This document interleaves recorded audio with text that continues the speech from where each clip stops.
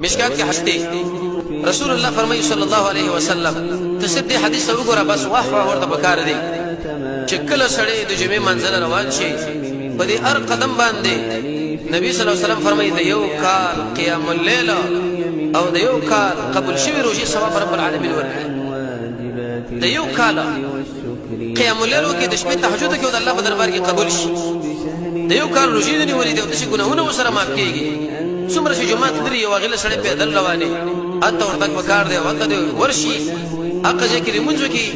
ام دغه یو د جمعې منځ ازمن کو څو زفاره د وح خبره ده مشکار کې د حدیث سړی ګور ډېری تیزه خوشاله شي قبول شوی کې قیام الليل او دا قشن د قبول شوی روزي ثواب چې په یو قدم باندې تعالی الله درکې د کال په اندازه باندې دا به څو قدمونه اخلي دا به څومره مزید سړی وګړي چې کله سړی په حدیث باندې پوه شي صلى الله